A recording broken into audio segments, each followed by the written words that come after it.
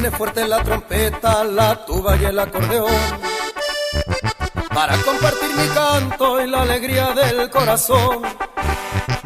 Me gusta mucho mi tierra, tierra de mil colores. Es un jardín muy hermoso donde se dan lindas... El contexto demográfico, ¿qué había en 1800 y 1810?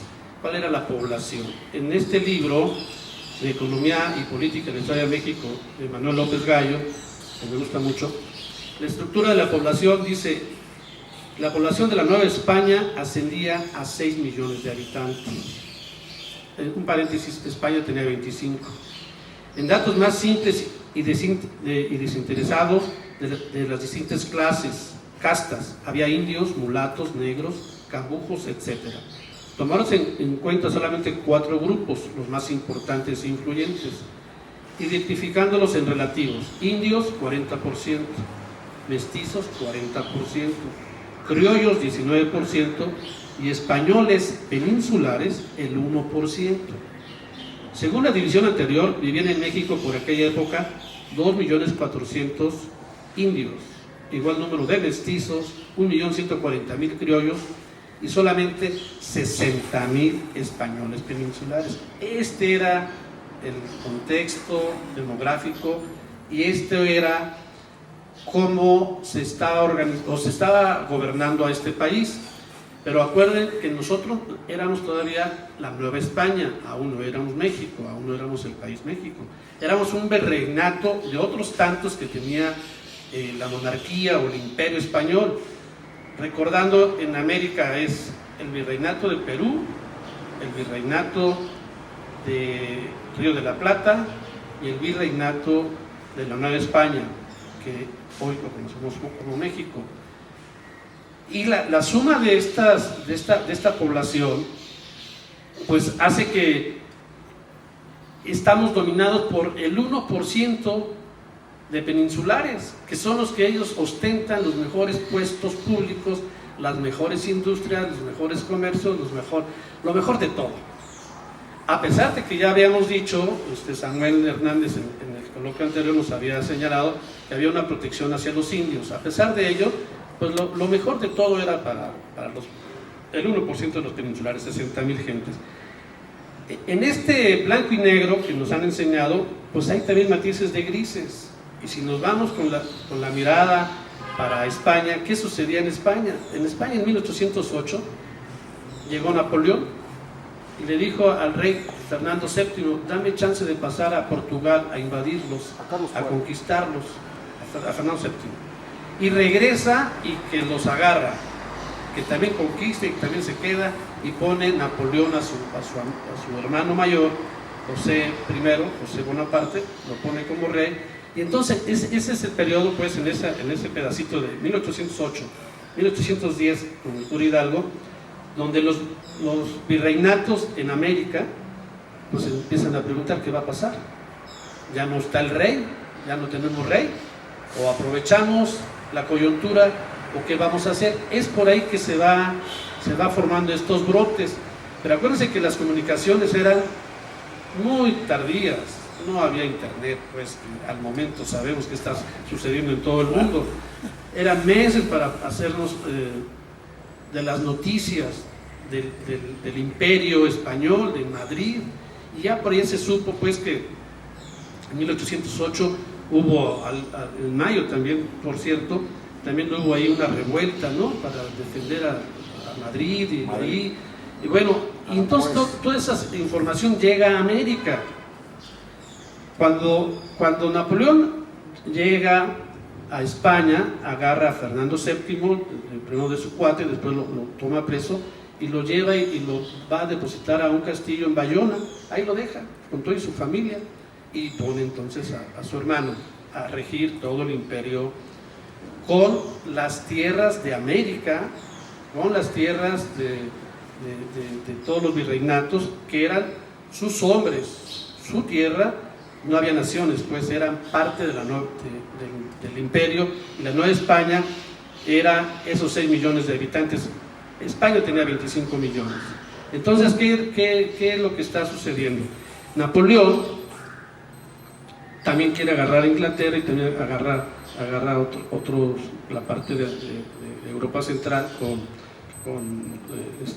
Francia, y bloquea a los ingleses, y por eso los ingleses que llegan a América del Sur, a la otra mitad que queda fuera del virreinato del Río de la Plata, y ahí es donde entran los ingleses. Por eso podemos entender lo de las Malvinas, porque desde entonces están aquí los ingleses también. Pero entonces hay unas corrientes ideológicas que pues hacen que se tome conciencia en América. Y bueno, ¿y quiénes son los más letrados y los más leídos e instruidos? Pues en este caso fueron los curas, ¿no? Nosotros en el caso de México tenemos los curas, que son los que de veras hacen conciencia y les llega. Pero Miguel Hidalgo pues también hablaba varios idiomas, entre ellos sabía latín y sabía francés, entonces entendía muy bien lo que estaba sucediendo. Pero hay un hecho muy, muy importante que después a Óscar Apáez le quiero preguntar. La Constitución de Cádiz de 1812 hace que en el primer artículo de esta Constitución dice que ya no recae por gracia divina en un rey, en una persona, de gobernar al reinado o al imperio. Y entonces pues desde ahí ya es un cambio muy importante que mueve y simbra las estructuras de los intereses económicos, políticos. Entonces eso es lo que va a simbrar también en América, en los 3 o los 4 virreinatos. ¿Qué está sucediendo? Pues que hay un cambio de visión del mundo. Ya no son por casta divina, porque Dios dijo que el derecho divino, que tú vas a ser el rey y todos nos vamos a doblegar ante ti. Ya hay otra perspectiva, y también se habla de libertad, se habla ya de elecciones y se habla ya de territorios. Todavía no estamos hablando de naciones, pero ya ellos lo empiezan a hablar, y eso es lo que hace que se empiece a hacer corrillos entre los intelectuales en las colonias, en los virreinatos de América. ¿Y qué sucede? Que ellos se remiten y ven que es posible hacer un cambio, porque Estados Unidos, las 13 colonias de Estados Unidos acababan de lograr su independencia por allá de 1780, y luego viene la guerra de Francia, que es un cambio ideológico importante.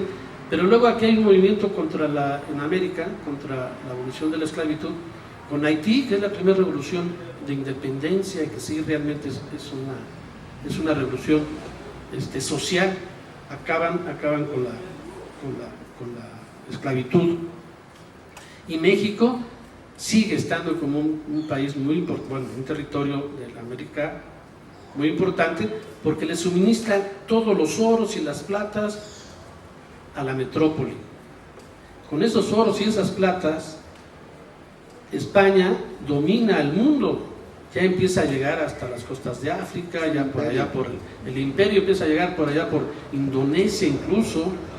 Entonces América, todo lo que tenemos aquí cerca de Cuautla, que es camino crucial, pues es un eje de las minas, pues es el saqueo, pues, para ir a financiar la buena vida y la mejor vida y las guerras y las conquistas de España. Primero, vamos a acordarnos para hacer más inteligible esta plática, que Napoleón Bonaparte representa en un momento histórico a la Revolución Francesa. No perdamos de vista eso. Y para ello también me quiero ayudar de un paralelismo entre el movimiento independentista de la Nueva España y el movimiento libertario independentista de los Estados Unidos de Norteamérica. Ellos empiezan por proclamar su acta de independencia. Primero. Nosotros en 1821 estamos terminándola, supuestamente. En un sentido más amplio, la lucha por la independencia es una lucha que abarca siglos. Es decir, no se ha terminado la lucha por la independencia en la mayor parte de los países de América Latina. No así en Estados Unidos, allá concluyó. Aquí seguimos siendo dependientes. Y en ese sentido es un proceso muy largo, todavía no terminado. Después, vamos a establecer que el movimiento libertario de Francia va a simbrar a todo el mundo. Y el movimiento libertario de Francia no tan solo es laico, sino es fanáticamente laico, particularmente dirigido contra la Iglesia Católica Apostólica Romana. De ahí vienen los saqueos a varias catedrales muy importantes de Francia. De ahí viene cómo utilizan a las iglesias los franceses como donde guardan los caballos, como digamos, establo. Y a las imágenes religiosas las van a deturpar, las van a destruir. De ahí viene también la explicación por qué nuestro héroe, Morelos, en sus proclamas, se dirige a los franceses de manera despectiva, franchutes, y acusa a los españoles y los llama a integrarse a las filas de la insurgencia, diciéndoles, ¿acaso siguen la idea de los franchutes que están contra Dios? La explicación no es tanto, me parece a mí, que sean ilustrados o no los sacerdotes. La explicación es que la Revolución Francesa, que es un proceso muy largo y que va a lanzar a 1808 a Napoleón y sus huestes a conquistar, en este caso ya España, previamente a muy buena parte de Europa, bajo el pretexto de que las ideas de libertad, de igualdad y de fraternidad debían imperar en el mundo civilizado. Ya se había hecho la Declaración de los Derechos del Hombre por la Asamblea General, aquella terrible asamblea que derramó muchísima, Robespierre, Danton, todos los que habían abrevado en la Ilustración francesa. Todos esos pensamientos que van a culminar de alguna manera en lo que tú mencionaste, no existe derecho divino. Todos los hombres somos iguales. Esto es un brote verdaderamente revolucionario, un giro intelectual que afecta directamente a los intereses de la Iglesia Católica Apostólica Romana. Porque la Nueva España se debía a un rey que tenía el derecho divino, que fue investido por la divinidad, y al no tenerlo, por las circunstancias que ya señalaste, lo toman preso, se lo llevan a Bayona, etcétera, etcétera, donde incluso ahí se gesta una constitución interesantísima, la Constitución de Bayona, que es precisamente la base constitucional de lo que vamos a conocer después como la Constitución de Cádiz, que la va a imponer los napoleónicos, la égida, la estirpe de Napoleón. Y los sacerdotes en América, que van a participar muchísimo, se tiene una contabilidad de cerca de 800, quienes van a participar en los movimientos libertarios, son claramente porque están afectando lo más profundo de su formación como seres humanos y su formación como profesión de fe, que es la creencia en Dios y la creencia de que Dios constituye los gobiernos, en este caso una divinidad. De ahí que se ha discutido mucho sobre el grito, aquel llamado de independencia sobre allí de Hidalgo, que dio, que no hay un testimonio muy claro, que México no existía y no pudo gritar Viva México porque no existía México. Quizá sí, por lo que estamos buscando una explicación acerca de esto, quizá sí en favor de Fernando VII, que estaba prácticamente preso por los Bonaparte y que tenía un derecho divino sobre los territorios de la Nueva España.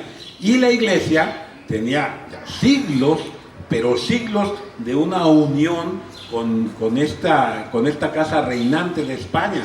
Se dice, se cuenta que muchos de los tesoros que fueron sacados de México o saqueados de México fueron a parar al Vaticano para que terminaran la construcción de sus ahora bellísimos edificios religiosos, la Plaza de San Pedro, etcétera, etcétera. Todo esto se dice que muchos de los tesoros de México allá fueron a parar para pagar estas obras suntuosas.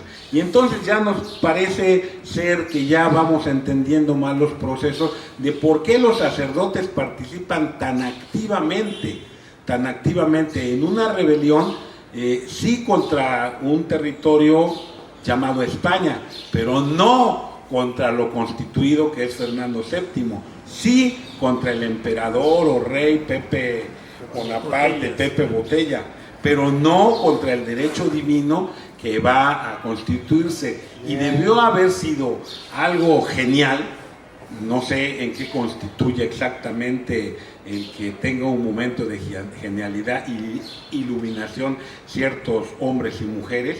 ¿Qué sucedió en el cerebro de don José María Teclo Morelos y Pavón? Que revolucionó. Y entonces sí, sin ambajes, va a descubrir, yo creo que fue un descubrimiento portentoso en su cerebro, y luego poderlo articular y lanzar hacia sus huestes, de que todos los hombres somos iguales. Y debió haber sido revolucionario en su mente, porque al estar proclamando eso, está proclamando que el derecho divino no existe, que el rey es igual que nosotros. Y entonces sí, Morelos se va a manifestar como un verdadero revolucionario, en el sentido de que propone la revolución de todo un sistema jurídico, teológico y demás. Un gran hombre, para mí el más grande de los héroes que ha dado estas tierras. Y que Cuautla, pues por supuesto, va a tener parte fundamental en su vida, porque va a escribir aquí en Cuautla y va a revelar parte de sus pensamientos, va a ir avanzando desde que salió de allá de su humilde Carácuaro hasta que hace todo el periplo por allá por el sur y llega a Cuautla. Se ve una evolución patente en sus escritos, que ya apuntan al genio político en este caso, de entender una idea revolucionaria y proclamarla, por una parte. Por otra parte, rápidamente quiero decir que sí nos llama la atención de que se celebra el grito, se hace escena, noche mexicana, al otro día desfile militar, mesas redondas con sesudos comentaristas, libros se editan, en los 200 años se avienta la casa por la ventana, y nunca celebramos un hecho tan magno, me parece, como es la conclusión, que es en 1821 se concluye la lucha por la independencia, y no lo celebramos con tal magnificencia. Creo que debía celebrarse. Comenté, el 24 de septiembre de ese año de 1821 se comienza a redactar por Espinosa de los Monteros nuestra acta de independencia. Por cierto, nada más 2 ejemplares, 2 actas. Se firma este día 28, hoy se cumplen 195 años de la firma de nuestra acta de independencia, y poco se celebra, poco se dice en torno de ella. Recordemos que en 1807 Napoleón invade Portugal, y sabiendo de la política que se encontraba en ese momento en España, Godoy, que prácticamente era el que gobernaba y no Carlos IV, porque era amante de la reina, esta situación la va a saber manejar muy bien Napoleón. Da el apoyo a Godoy para decirle, ¿sabes qué? Portugal acaba de terminar como imperio, la casa gobernante de Portugal deja de existir, y entonces yo te invito a ti para que te unas conmigo y podamos repartir el botín. Finalmente ese fue el anzuelo para que cayera España. Entonces cede la entrada de los ejércitos a España de Francia, y es cuando se dan precisamente todos esos movimientos de los que ya hablaron, que son las abdicaciones, primero de Carlos IV a Fernando VII, después en Bayona de Fernando VII, abdica, regresa el poder nuevamente, y abdica ahora en Napoleón. Este suceso es impactante en las colonias de España. ¿Por qué? Porque para ellos su rey no existe, no hay rey en este momento. Y haciendo alegoría los de América a lo que sucedía en España, de que se habían creado precisamente juntas revolucionarias como la de Sevilla, aquí en México gobernaba el ayuntamiento un grupo de criollos, Fray Melchor de Talamantes, el licenciado Primo Verdad. Los líderes de este grupo eran criollos. Y esto les abría una puerta inmensa para los criollos gobernantes de la Ciudad de México. Porque pensaron, bueno, vamos a convocar, como se convocó en España, a una Junta Nacional para que ahí recaiga la soberanía. Iturrigaray, siendo el virrey, pues dijo, a mí estoy en la jugada, porque podría pasar que la Junta Nacional nombrara ahora a un virrey, y en este caso por supuesto que era Iturrigaray, pero ojo, pero ya sin tener ningún nexo con España. O sea, estamos hablando de una independencia que los diferentes historiadores le han llamado la independencia de buró, de escritorio. O sea, no hubiera habido derramamiento de sangre, pero los españoles, por supuesto que observaban la Real Audiencia, los grandes prelados, los grandes comerciantes y todo, y veían desenvolverse toda esta trama política. Y es precisamente el partido español, un 15 de septiembre, por decir que curiosamente, ¿verdad? Cuando el hombre más poderoso de los comerciantes, que prácticamente dominaba el Parián, ahí en la Ciudad de México, los comerciantes fuertes, poderosos, incluso hacendados aquí en lo que hoy es el estado de Morelos, los Yermo, son los que encabezan y llaman a todos los componentes del Parián, órale, vamos a unirnos, vamos a luchar toda la economía, porque nosotros los españoles sigamos dominando. Es curioso porque ahí empieza una tradición para distinguir a estos hombres que iban a ir a tomar presos al Ayuntamiento de México. Les dieron una chaqueta azul, que son los que van a llevar a cabo precisamente las aprehensiones del ayuntamiento. Y por eso el pueblo desde esa época les llamó chaqueteros.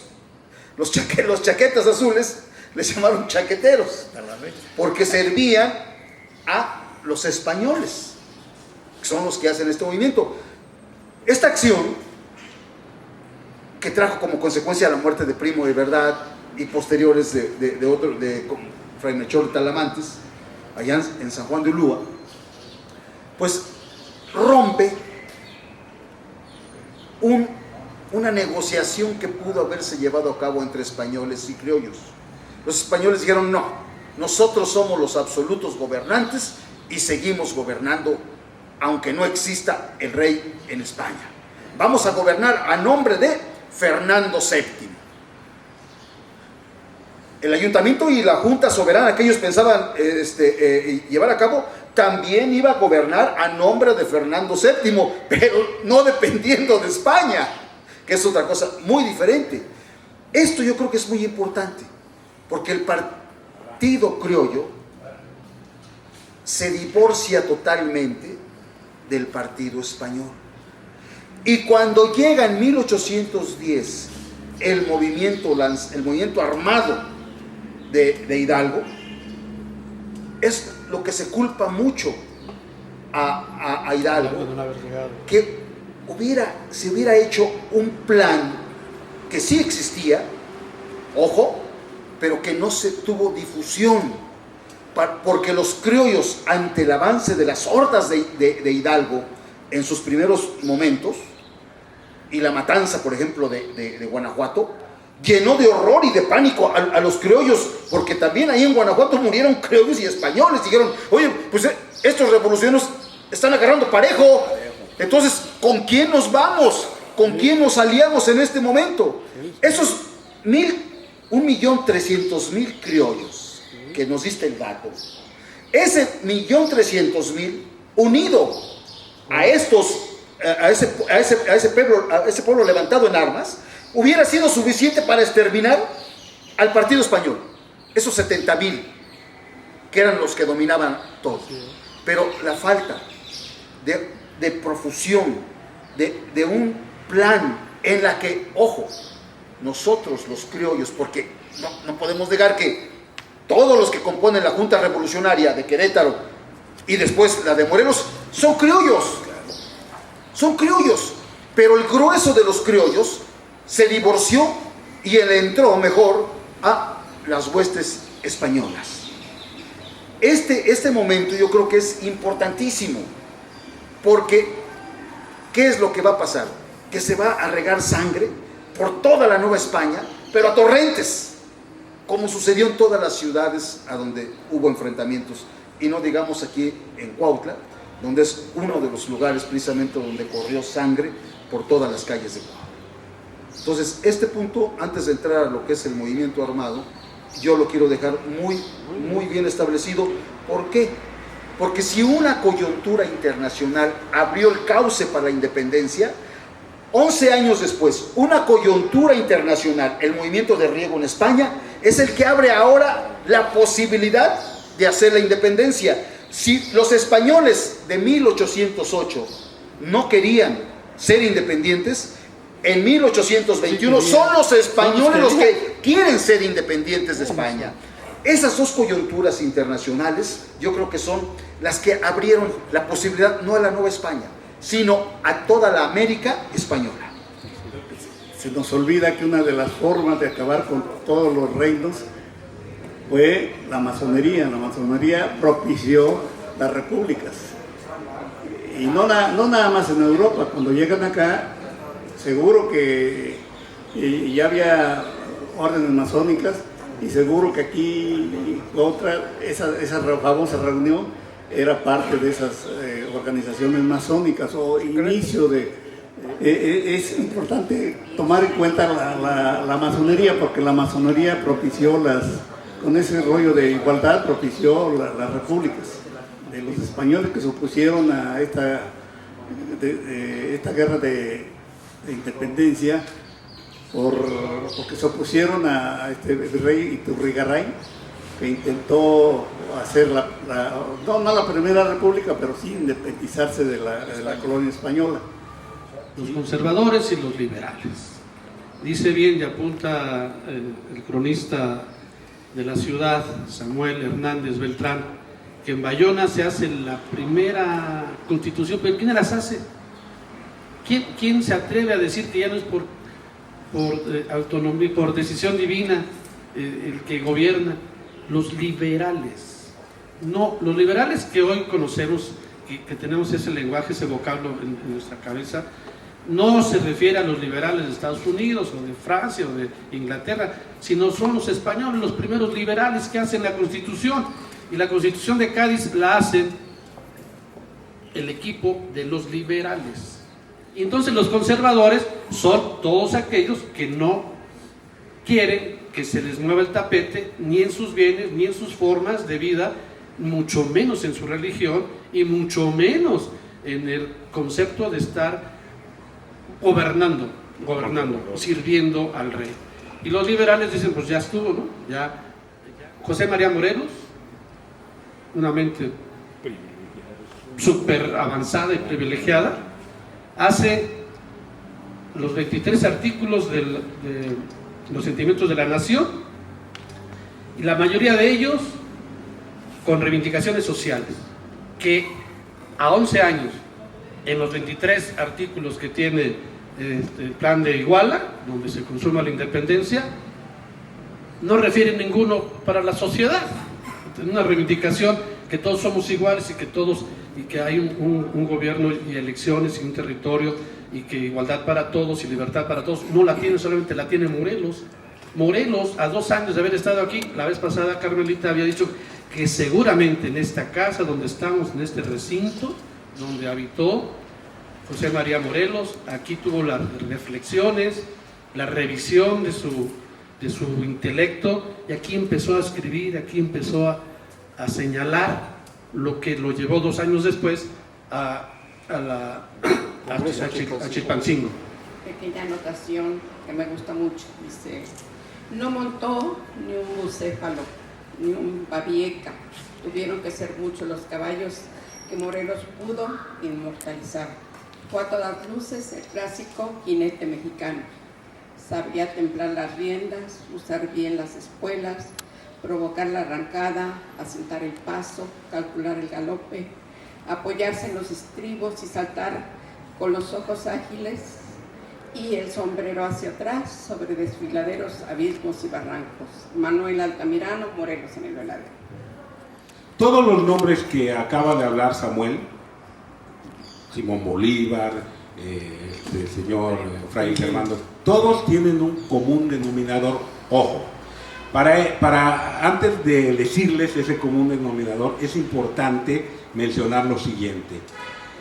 La lucha ideológica y acerca de las creencias de cómo se concibe a Dios y cómo actúa Dios en la tierra, venía ya centenaria entre dos razas, lo voy a decir, la sajona y la española latina. Una animadversión centenaria. Resulta que un papa, Alejandro, tuvo la feliz idea para dos naciones católicas, que fue Portugal y que fue España, dividir los territorios recién descubiertos en una línea alejandrina, que decían esto es para España y esto es para Portugal, lo cual naturalmente causó mucho descontento en la raza sajona, particularmente en Inglaterra. Isabel II entonces se da a la tarea de, en derecho internacional sería prohibido que te hicieran pirata para que fueras a asaltar a los cargamentos que vienen con mucho dinero y mucho oro de la Nueva España. Son agentes secretos, entre comillas, el Walter Raleigh, Francis Drake, los piratas, que van a minar el dinero que están sacando de América en esa lucha centenaria. Bien, ¿por qué menciono todo esto? Porque todos los nombres que acabamos de mencionar tienen un común denominador. Todos estuvieron en Londres. Todos. En las logias. Y se inscribe dentro de la lucha centenaria de que si ya te estoy venciendo en ciertas partes económicas, ahora te tengo que vencer en tus colonias.